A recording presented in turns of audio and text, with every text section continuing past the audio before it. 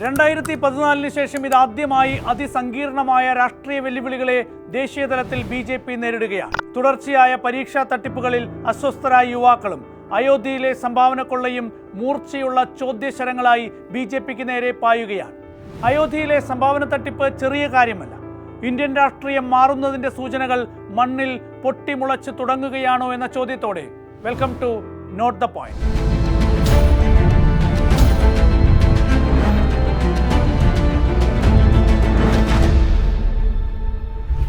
राम मंदिर में चंदा चोरी हो गया है। अबे तुम्हें क्या फर्क पड़ रहा है? हिंदू का दिया हुआ पैसा हिंदू के पास गया।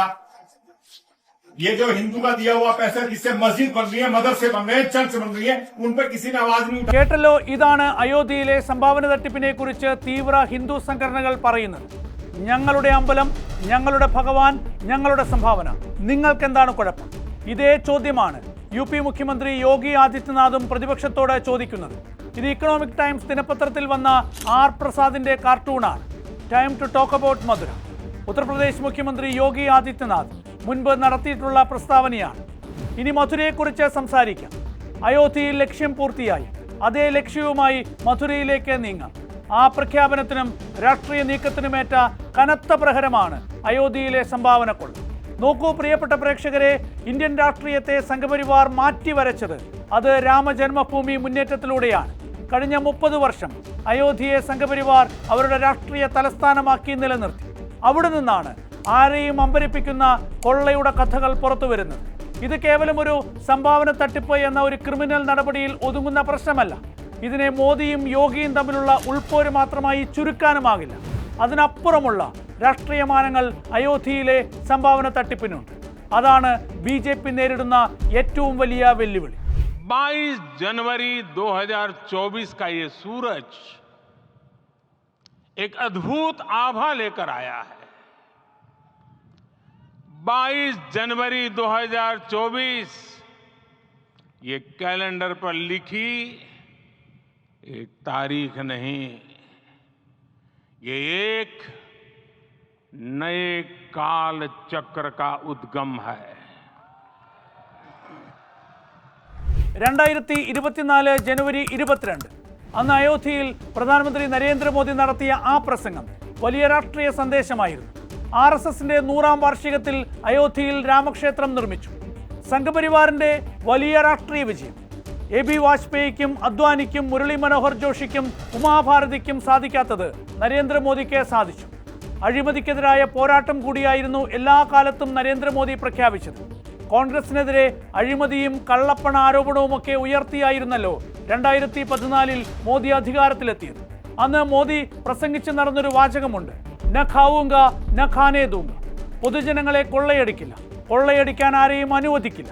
ഹിന്ദുത്വ രാഷ്ട്രീയവും അഴിമതിക്കെതിരായ പോരാട്ടമെന്ന പ്രഖ്യാപനവും ചേർത്ത് വെച്ചപ്പോൾ 2G സ്പെക്ട്രം, കൽക്കരി കുംഭകോണങ്ങളുടെ കരിനിഴലിൽ നിന്ന് UPA സർക്കാരിനെ വീഴ്ത്താൻ ബി.ജെ.പിക്ക് അത്ര പണിപ്പെടേണ്ടി വന്നില്ല. അക്കാലത്ത് അണ്ണാ ഹസാരിയുടെ സമരവും ബി.ജെ.പിയെ സഹായിച്ചു. 2014 കൂടുതൽ സീറ്റുകൾ പിടിച്ച് 2019 മോദി കരുത്തനായി തിരിച്ചു വന്നു. തെരഞ്ഞെടുപ്പ് വിജയിക്കാൻ എന്തൊക്കെ തന്ത്രങ്ങളുണ്ടോ അതെല്ലാം എടുത്ത് പയറ്റിയാണ് എല്ലാ കാലത്തും ബി.ജെ.പി. മുന്നോട്ട് പോയത്. പക്ഷേ രാമക്ഷേത്രം നിർമ്മിച്ചിട്ടും 2024 നരേന്ദ്രമോദിയുടെ കണക്കുകൂട്ടലുകൾ തെറ്റി. 303 സീറ്റിൽ നിന്ന് ബി.ജെ.പി. 240 സീറ്റിലേക്ക് ചുരുങ്ങി. കേവല ഭൂരിപക്ഷം പോലും ലഭിച്ചില്ല. രാമക്ഷേത്രം സ്ഥിതി ചെയ്യുന്ന അയോധ്യയിൽ പോലും ബി.ജെ.പി. തോറ്റു.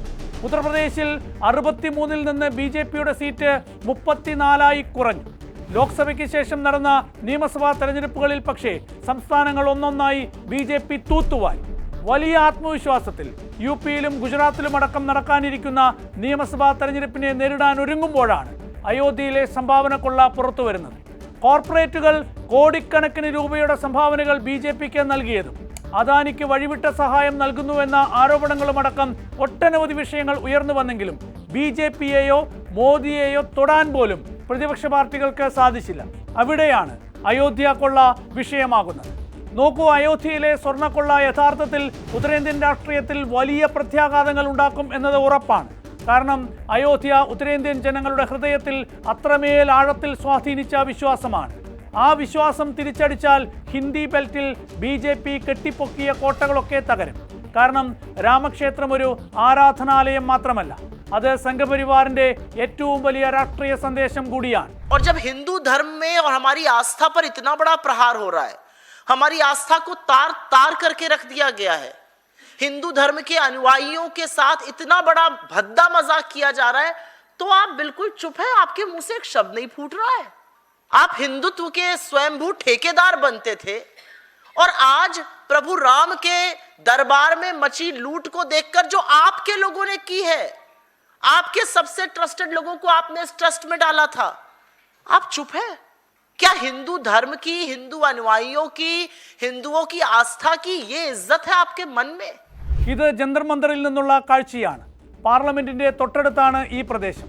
ദില്ലിയിൽ സമരങ്ങൾ നടക്കുന്ന സ്ഥലം. അവിടെ കോക്രോച്ച് ജനതാ പാർട്ടി സ്ഥാപകൻ അഭിജിത്ത് ദീപ്കയുടെ നേതൃത്വത്തിൽ കുറച്ച് ചെറുപ്പക്കാർ നിരാഹാര സമരം നടത്താൻ തുടങ്ങിയിട്ട് കുറച്ച് ദിവസങ്ങളായി.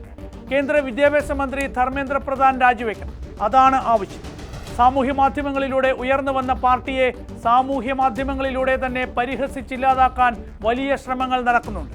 ആൾബലത്തിൽ കുറവാണെങ്കിലും കോക്രോച്ച് ജനതാ പാർട്ടിയുടെ നീക്കങ്ങൾ യുവതലമുറയാകെ ശ്രദ്ധിക്കുന്നുണ്ട്. നീറ്റ് ചോദ്യപേപ്പർ ചോർന്നത്, CBSE മൂല്യനിർണ്ണയത്തിലുണ്ടായ പിഴവുകൾ, ഒട്ടുമിക്ക മത്സര പരീക്ഷകളിലും നടക്കുന്ന തട്ടിപ്പുകൾ, ഇതൊക്കെ വലിയ പ്രശ്നമാണ്.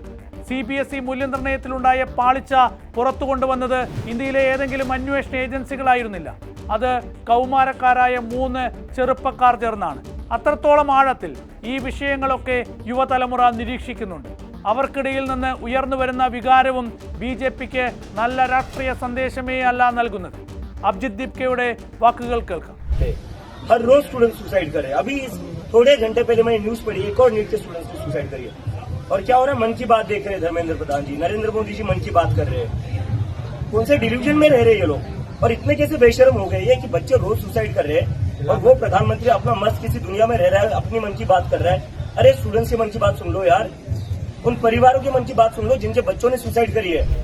നോക്കൂ പ്രിയപ്പെട്ട പ്രേക്ഷകരെ, സ്വതന്ത്ര ഇന്ത്യയുടെ ചരിത്രത്തിൽ ഓരോ രാഷ്ട്രീയ മാറ്റങ്ങളും അത് പതിയെ പതിയെ എരിഞ്ഞെരിഞ്ഞാണ് തുടങ്ങിയത്. കോൺഗ്രസിന്റെ ആധിപത്യം അടിയന്തരാവസ്ഥയ്ക്ക് പിന്നാലെ തകർന്നു വീഴുന്നതിന് രാജ്യം സാക്ഷിയായി. The president has proclaimed emergency. This is nothing to panic about. കൂടുതൽ ശക്തിയായി ഇന്ദിരാഗാന്ധി വീണ്ടും തിരിച്ചെത്തിയെങ്കിലും രാഷ്ട്രീയം മാറിമറിഞ്ഞുകൊണ്ടേയിരുന്നു. സോഷ്യലിസ്റ്റ് മുന്നേറ്റവും കൂട്ടുകക്ഷി ഭരണവുമൊക്കെയായി ഇന്ത്യൻ രാഷ്ട്രീയം പല കാലങ്ങളിൽ പല രൂപത്തിൽ സഞ്ചരിച്ചു. ആ അർത്ഥത്തിൽ ദേശീയ തലത്തിൽ ഇന്ന് BJP എത്തി നിൽക്കുന്നത് അതിസങ്കീർണമായ ഘട്ടത്തിലാണ്. 2029 ലോക്സഭാ തെരഞ്ഞെടുപ്പാണ് ഇനി BJPക്ക് മുന്നിലെ ഏറ്റവും വലിയ രാഷ്ട്രീയ ലക്ഷ്യം. അവിടെയാണ് അയോധ്യയിലെ സംഭാവന തട്ടിപ്പും യുവാക്കളുടെ അമർഷവുമൊക്കെ BJPയെ ചോദ്യം ചെയ്യുന്നത്. തൊഴിലില്ലായ്മയും വിലക്കയറ്റവും കർഷക പ്രശ്നങ്ങളും മറ്റ് ഒട്ടനവധി സങ്കീർണതകളെയും രാജ്യം അഭിമുഖീകരിക്കുന്നു. ഇതൊന്നും ചെറിയ പ്രശ്നങ്ങളല്ല. 2027 ഉത്തർപ്രദേശിൽ നിയമസഭാ തെരഞ്ഞെടുപ്പാണ്. ഉത്തർപ്രദേശിൽ മാത്രമല്ല, ഗുജറാത്തിൽ, പഞ്ചാബിൽ, ഹിമാചൽ പ്രദേശിൽ, മണിപ്പൂരിലുമൊക്കെ തെരഞ്ഞെടുപ്പ് നടക്കും.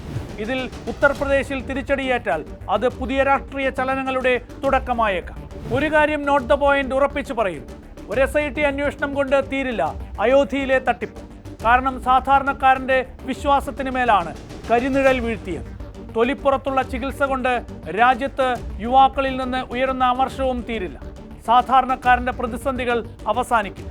വീണ്ടും കാണാം നോട്ട് ദ പോയിന്റിൽ മറ്റൊരു വിഷയവുമായി.